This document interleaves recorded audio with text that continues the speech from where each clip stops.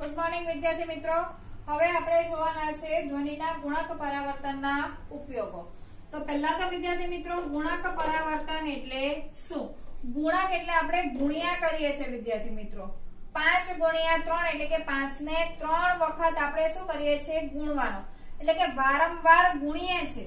તો ગુણક પરાવર્તન એટલે કે ધ્વનિનું વારંવાર શું થાય છે? પરાવર્તન થાય છે। અને ધ્વનિનું વારંવાર પરાવર્તન થતા આપણને ધ્વનિ કેવો મળે છે? પ્રબળ ધ્વનિ મળે છે।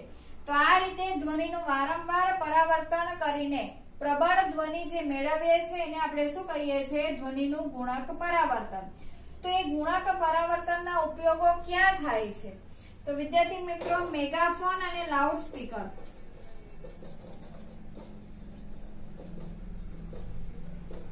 મેગાફોન વિદ્યાર્થી મિત્રો તમે સાંભળ્યો જોયો હશે।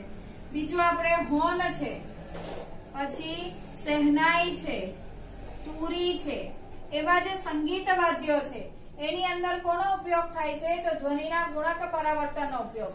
મેગાફોન કોને કહેવામાં આવે છે? તો વિદ્યાર્થી મિત્રો તમે જોયું હશે કે પોલીસ જ્યારે સૂચના આપવાના હોય છે ત્યારે મોટું શું વાપરે છે? મેગાફોન વાપરે છે।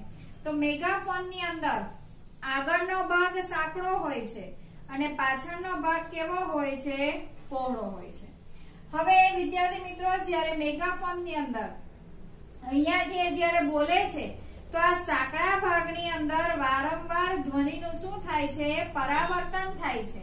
અને પરાવર્તન થઈને પછી અહીંયાથી કયો ધ્વનિ ઉત્પન્ન થશે? પ્રબળ ધ્વનિ ઉત્પન્ન થાય છે। અને પ્રબળ ધ્વનિ લાંબા અંતર સુધી શું થાય છે? સંભળાય છે।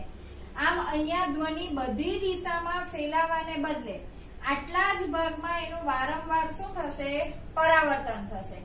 અને પરાવર્તન થઈને ફક્ત એક જ દિશામાં એ શું કરે છે? બહાર નીકળતા ગતિ કરે છે અને ત્યારે ધ્વનિ કેવો મળે છે? પ્રબળ ધ્વનિ મળે છે, જે દૂર સુધી શું થાય છે? પહોંચે છે। એમાં આગળનો ભાગ કેવો હોય છે? શંકુ આકારનો હોય છે, બરાબર?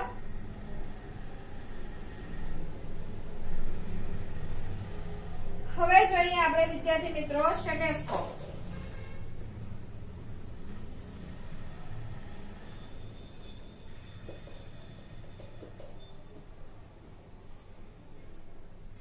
સ્ટેથોસ્કોપ પણ વિદ્યાર્થી મિત્રો આપણે જોયું છે કે આપણે જ્યારે ડોક્ટર પાસે જઈએ છીએ ત્યારે ડોક્ટર એનાથી આપણું શું માપે છે? તો આ રીતે આપણને તપાસે છે। તો સ્ટેથોસ્કોપ એક પ્રકારનું તબીબી ઉપકરણ છે। એની અંદર પણ વિદ્યાર્થી મિત્રો ધ્વનિના ગુણક પરાવર્તનને કારણે આપણે પ્રબળ ધ્વનિ શું કરી શકીએ છીએ? સાંભળી શકીએ છીએ।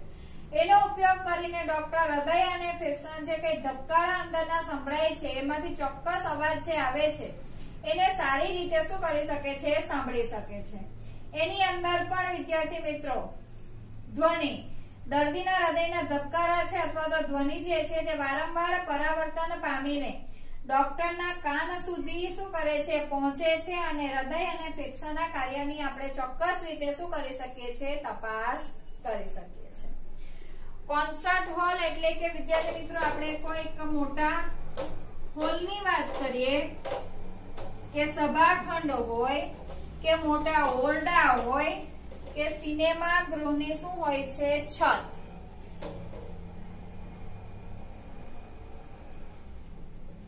તો કોન્સર્ટ હોલ,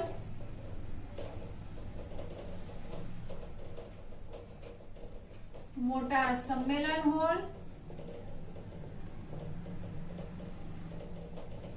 કે સિનેમા ઘરોની છત કેવી રાખવામાં આવે છે?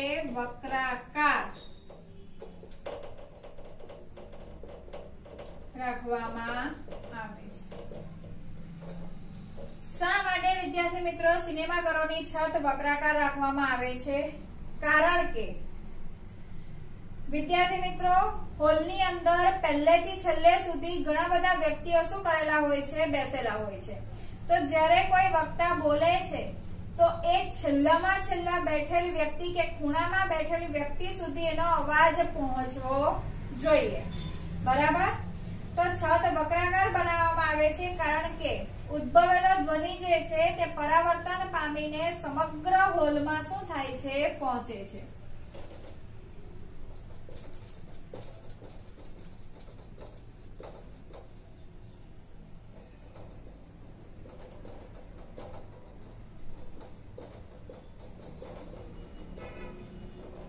ધ્વનિ પરાવર્તન પામીને સમગ્ર હોલમાં પહોંચે છે.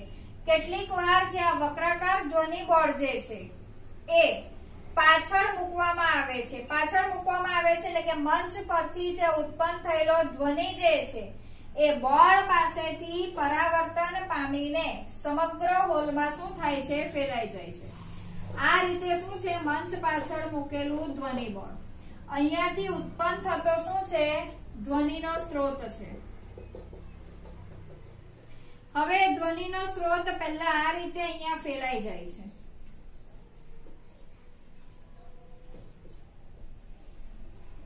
ને ત્યાર પછી અહીંયાથી એ શું પામે છે, પરાવર્તન પામીને ખૂણા સુધી પણ શું થાય છે, પહોંચે છે. તો આ રીતે કોન્સર્ટ હોલ હોય છે કે એની છત વક્રાકાર રાખવામાં આવે છે અથવા તો ધ્વનિ બોર્ડને ક્યાં મૂકવામાં આવે છે, મંચ પાછળ રાખવામાં આવે છે કે જેને કારણે ખૂણામાં બેસેલ વ્યક્તિને પણ અવાજ શું થાય છે, પહોંચી જાય છે. કોન્સર્ટ હોલની છત પ્રશ્ન આપેલો છે વક્રાકાર કેમ હોય છે? કારણ કે છત પાસેથી પરાવર્તન પામેલો ધ્વનિ હોલના દરેક ખૂણા સુધી પહોંચી શકે એટલા માટે કોન્સર્ટ હોલની છત કેવી રાખવામાં આવે છે, વક્રાકાર રાખવામાં આવે છે. અને હવે આપણે જોઈએ વિદ્યાર્થી મિત્રો સાંભળવાનો વિસ્તાર.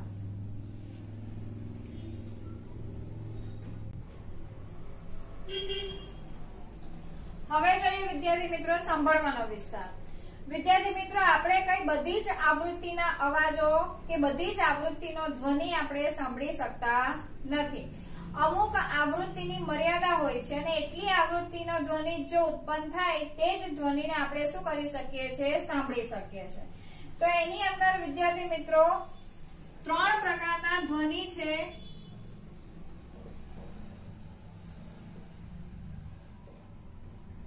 એક છે અશ્રાવ્ય ધ્વનિ, બીજો છે શ્રાવ્ય ધ્વનિ અને ત્રીજો ધ્વનિ છે પરાશ્રાવ્ય ધ્વનિ.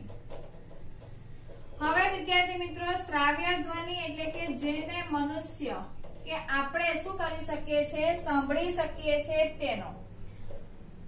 મનુષ્યની અંદર એ વિસ્તાર કેટલો છે તો 20 હર્ટ્ઝ થી 20 કિલોહર્ટ્ઝ. હવે 20 હર્ટ્ઝ થી 20 કિલોહર્ટ્ઝ એટલે કે 20,000 હર્ટ્ઝ. બરાબર. હવે અશ્રાવ્ય ધ્વનિ એટલે 20 હર્ટ્ઝ થી ઓછી આવૃત્તિનો ધ્વનિ અને પરાશ્રાવ્ય ધ્વનિ એટલે અહીંયા 20 કિલોહર્ટ્ઝ થી આવાય 20 કિલોહર્ટ્ઝ થી વધારે આવૃત્તિ વાળો ધ્વનિ. તો સાંભળવાના વિસ્તારની અંદર વિદ્યાર્થી મિત્રો આપણે જોઈએ તો 3 પ્રકારના ધ્વનિ છે. એક છે શ્રાવ્ય ધ્વનિ, બીજો છે અશ્રાવ્ય ધ્વનિ અને ત્રીજો છે પરાશ્રાવ્ય ધ્વનિ. શ્રાવ્ય ધ્વનિ કે જેને મનુષ્ય શું કરી શકે છે, સાંભળી શકે છે. એની આવૃત્તિ આપણે યાદ રાખવાની છે. એક જ આવૃત્તિ યાદ રાખવાની કે 20 હર્ટ્ઝ થી 20 કિલોહર્ટ્ઝ. હવે એનાથી આગળ અશ્રાવ્ય ધ્વનિ એટલે કે 20 હર્ટ્ઝ થી ઓછી આવૃત્તિ વાળો ધ્વનિ અને પરાશ્રાવ્ય ધ્વનિની અંદર 20 કિલોહર્ટ્ઝ થી વધારે આવૃત્તિ વાળો ધ્વનિ. 5 વર્ષથી ઓછી ઉંમરના જે બાળકો છે, 5 વર્ષથી ઓછી ઉંમરના બાળકો,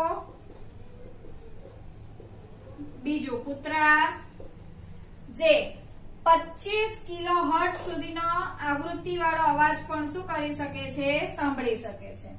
25 કિલોહર્ટ્ઝ સુધીનો અવાજ પણ સાંભળી શકે છે. જેમ જેમ મનુષ્યની ઉંમર વધતી જાય છે તેમ તેમ કાન ઉચ્ચ આવૃત્તિઓ કેવી સાંભળી શકે, ઓછી. એટલે કે કાનની સંવેદનશીલતા કેવી થતી જાય છે વિદ્યાર્થી મિત્રો? ઓછી થતી જાય છે. હવે આપણે જોઈએ અવશ્રાવ્ય ધ્વનિ. અવશ્રાવ્ય ધ્વનિ કોને કહેવામાં આવે છે? તો 20 હર્ટ્ઝ થી ઓછી આવૃત્તિ વાળા ધ્વનિને શાના તરીકે ઓળખવામાં આવે છે? અવશ્રાવ્ય ધ્વનિ તરીકે ઓળખવામાં આવે છે. ગેંડો જે છે એ 5 હર્ટ્ઝ આવૃત્તિ વાળા ધ્વનિને ઉપયોગ કરીને એ શું શોધી શકે છે? સંપર્ક શોધી શકે છે. વેલ અને હાથી પણ આ અવશ્રાવ્ય ધ્વનિનો ઉપયોગ કરી શકે છે. ભૂકંપ પહેલા, ભૂકંપ જ્યારે થાય છે ત્યારે આવા ઓછી આવૃત્તિ વાળા ધ્વનિ ઉત્પન્ન થાય છે. તો આપણા કરતા પણ જે ઓછી આવૃત્તિ વાળા ધ્વનિને સાંભળી શકે છે એવા પ્રાણીઓને પહેલેથી ખ્યાલ આવી જાય છે કે કેટલાક પ્રાણીઓને શું કરી દે છે? તો સાવધાન પણ કરે છે.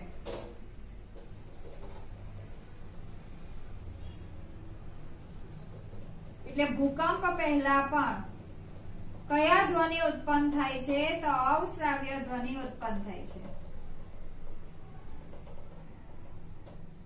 હવે જે પ્રાણીઓ અવશ્રાવ્ય ધ્વનિને ઓળખી શકતા હોય છે અથવા તો એટલે કે સાંભળી શકતા હોય છે તે પ્રાણીઓ જલ્દી સાવધાન થઈ જાય છે કે હવે શું આવવાનો છે? ભૂકંપ આવવાનો છે. એટલે કે કેટલાક પ્રાણીઓને શું કરે છે? સાવધાન કરે છે. હવે આપણે જોઈએ પરાશ્રાવ્ય ધ્વનિ. પરાશ્રાવ્ય ધ્વનિની આવૃત્તિ કેટલી છે? તો 20 કિલોહર્ટ્ઝ કરતા વધારે. તો 20 કિલોહર્ટ્ઝ કરતા વધારે આવૃત્તિ ધરાવતા ધ્વનિને શાના તરીકે ઓળખવામાં આવે છે? પરાશ્રાવ્ય ધ્વનિ તરીકે ઓળખવામાં આવે છે. ડોલ્ફિન છે, ચામાચીડિયું છે,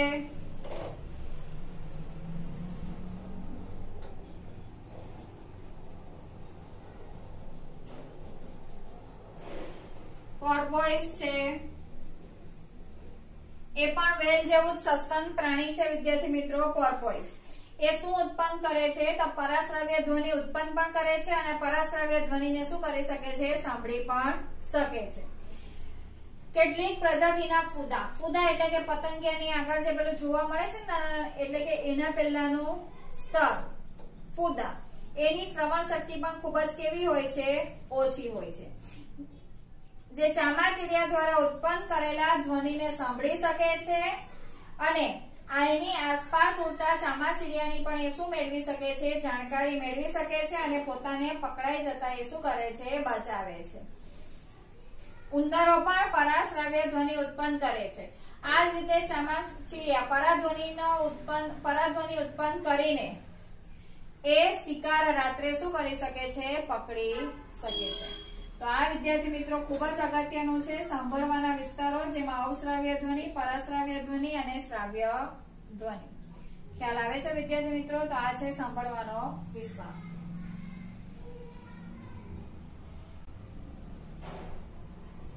હવે આપણે જોઈએ વિદ્યાર્થી મિત્રો, તમને પ્રશ્ન આપેલા છે પાના નંબર 170 પર. સામાન્ય મનુષ્ય માટે ધ્વનિ શ્રાવ્યતાનો વિસ્તાર કેટલો? તો 20 હર્ટ્ઝ થી 20 કિલોહર્ટ્ઝ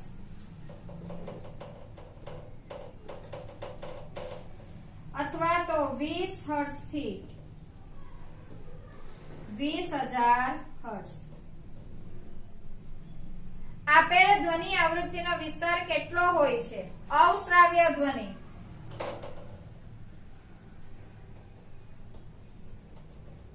કેટલો? 20 હર્ટ્ઝ થી ઓછી આવૃત્તિ. પરાશ્રાવ્ય ધ્વનિ હોય તો 20,000 હર્ટ્ઝ થી વધુ આવૃત્તિ અથવા તો 20 કિલોહર્ટ્ઝ થી વધુ. તો આ છે વિદ્યાર્થી મિત્રો પાના નંબર 170 પરના શું આપેલા છે? પ્રશ્ન આપેલા છે.